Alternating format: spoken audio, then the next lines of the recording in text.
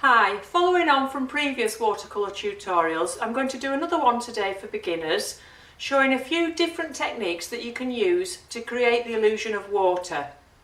None of them are very difficult, but it's just a case of know-how. It's very easy to have a go at them all at home. If you haven't seen the last videos that I did on watercolour for beginners, I'll pop the links for those down below. But in the meantime, I hope you enjoyed this video. If you've any questions, just ask in the comments below. And of course, give me a thumbs up or subscribe if you enjoy the video. Okay, so to show you these techniques, I've prepared a piece of paper just with some cobalt on. I used a nice big flat brush for that, and actually when I've dragged that across horizontally it's left a few lines, which is quite nice because it's already giving us that feel of some water going in that direction. So just a little bit of cobalt, that's all, nothing else. Now just before I start, just show you this painting. This is a print of a much larger painting that I did some time ago, and as you can see it's in rather a large lake, this stag. He was drawn in ink, but all the rest of it is watercolour. And I did this over several days, and you can see we've actually got some lines going vertically whilst others are going horizontally. And over the course of a few days I kept moving my board around, so I would tilt it. I use a lot of water and water spray, and I would tilt it to allow the water to flow that way, and then I would tilt it this way, let it dry, do another layer, tilt it again, and let the paint run across the paper. And that way we've got some of these shadows going in this direction, as well as the reflections from the trees going in this direction. And of course some of his reflection here. I put some masking fluid on to get some of those lines going in that direction as well. So a variety of techniques in there, but most of it was putting wet paint onto dry paint and letting it run and moving the board around and around and watching it run in different directions. Okay, so onto here, one of the first things I'm going to do is to put some paint on just with a brush.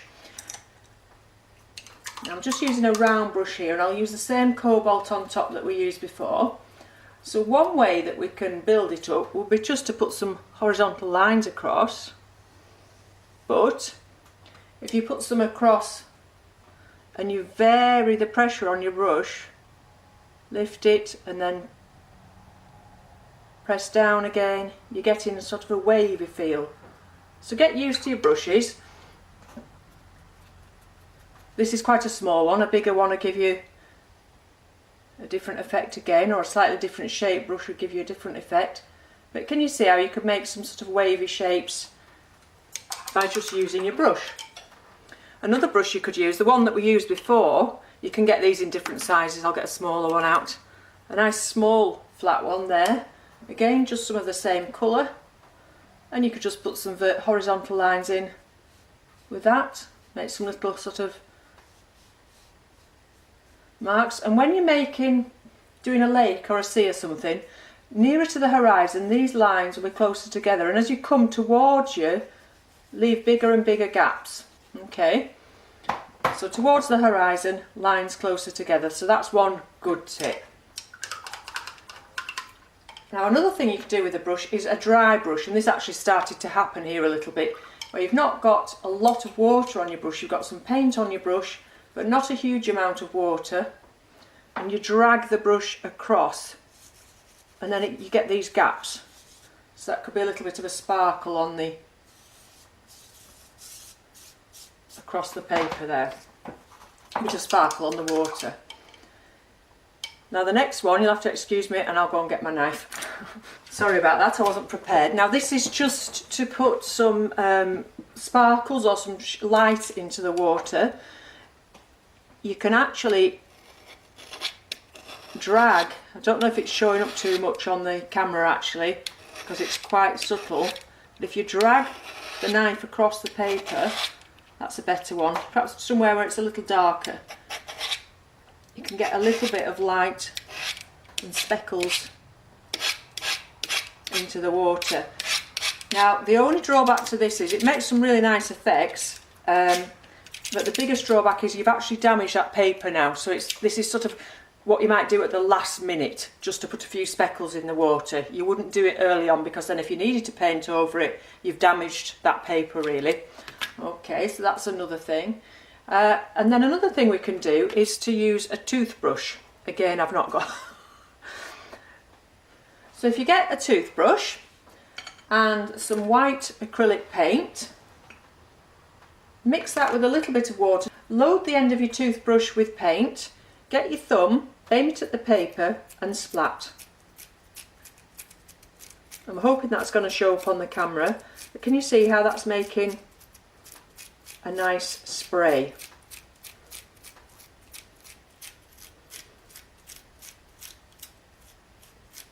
And obviously this is just a demonstration piece of paper. I'm not doing a painting here, so we're putting things in all different directions, but you can get the idea how you could use that for a spray. It is something you could also use for snow as well.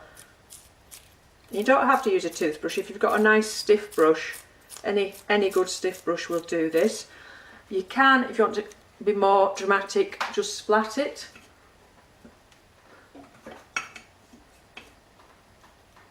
Whoops. That's gone all over everywhere. And again, with the white paint, you could just use that for putting some light on top of some waves. So if we make some waves, just painting them on. Combination of wet and dry. And then you could get your white acrylic.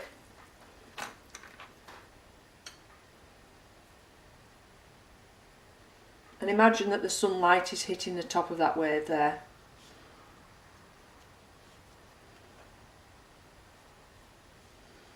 If you prefer to keep your watercolours to just watercolour and you don't want to add the acrylic, you can use, there are some opaque watercolours, but you wouldn't get this effect with them, but you could use the lifting out technique where you just go back to the white paper or use masking fluid to begin with.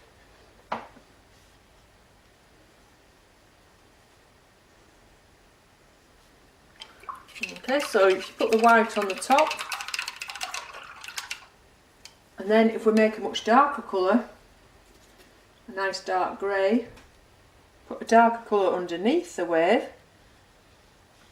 where there wouldn't be as much light, and you can see how you can soon start to build up the shapes.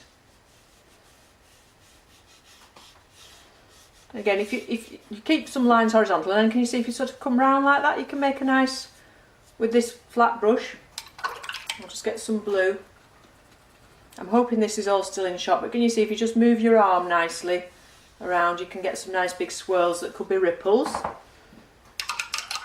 So vary your brushes. There's lots of variety in water, the way it's flowing, the ripples, the shadows, the reflections. So if you use a few different brushes, different size brushes and different shape brushes, you're going to get a lot more movement in that water and a lot more depth in your water. Again, you can also use a lot of different colours as well. A nice bright green here. See how you could merge your green into the blue as well. So there's all sorts you can do to give it more interest.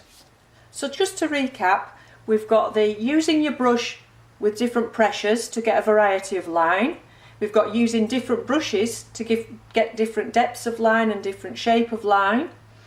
We've got using a dry brush to get these techniques. We've got splattering to get some spray. And then we've got the adding the light and the shade to get some depth.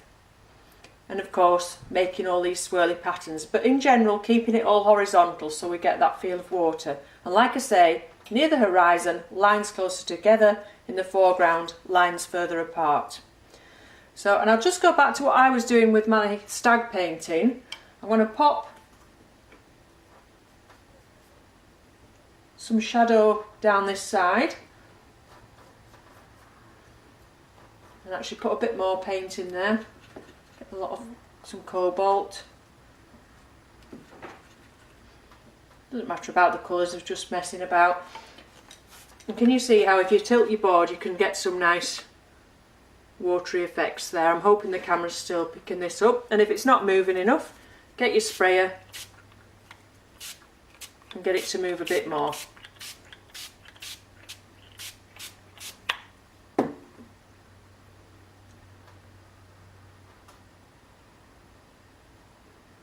So don't be afraid to move your board around when you're working. Get the paint to go where you want it. You could make it go that way if you've want some. Imagine that you've got some reflections coming down, and then if it's going too far, move it back again. And just play with it. And keep watching it and keep building it up. Let it dry and then put some more on if you think you need some more. If you need to go darker anywhere or you need to go lighter, you can lift some out. Okay, so we've ended up with a messy bit of paper, but you get the idea. So you can see how you could build that up. You perhaps wouldn't want to use all these techniques at once in the same painting, but I'm hoping that's given you some ideas to get started and have a go. So let me know how you get on. Okay, thank you for watching.